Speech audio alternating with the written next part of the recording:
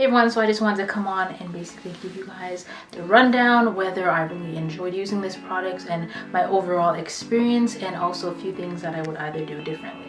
So starting off, this was something that you really want to make sure you read the instructions and how to do it, because it is pretty much self-explanatory and it's pretty easy, as you guys can see in the video, but you still want to make sure you're doing every step right, or else you might end up with a few mistakes, minor things that you might end up having to go back and fix. Luckily I didn't have that problem because I made sure that I knew what I was about to do before doing it, and this was actually my first time doing it on camera and doing it in general. The only thing that I found difficult, which I didn't really expect, was actually applying on the fake nail.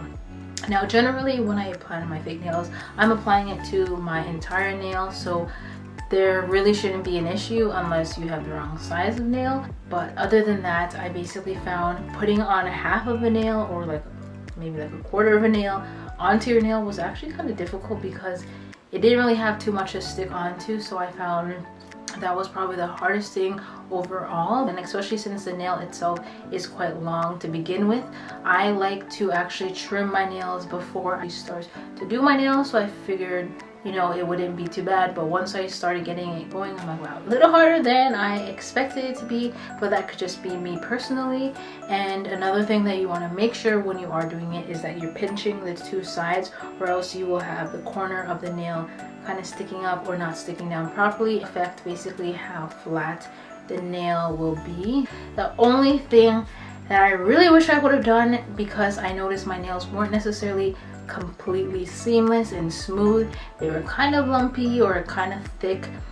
You might not be able to tell, but like honestly I could tell. And I mean, if people were looking at my nails from a distance, they honestly wouldn't even notice the difference. But for me personally, like, I'm kind of a perfectionist when it comes to those kind of things. So for me, what I'm going to basically do with it next time is I'm going to make sure I'm going to buff my nail and file it down completely, so it's all one nice even like layer, just like they do in the salons. You basically want to do the same thing, but you don't want to file it too much where it's too thin and the nail can break easily.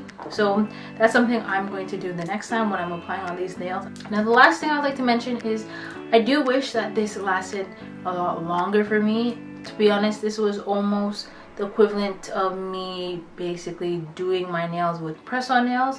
It didn't last as long as I hoped.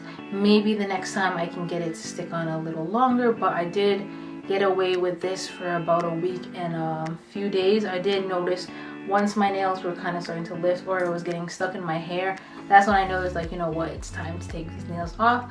It was very easy to take it off. You basically just need acetone. Definitely recommend you guys trying this out, especially for the price. It's amazing and it's a great way to basically do your nails at home. So that basically concludes my video. If you have any questions or comments, leave them down below as always, and I'll catch you all in my next video. Bye!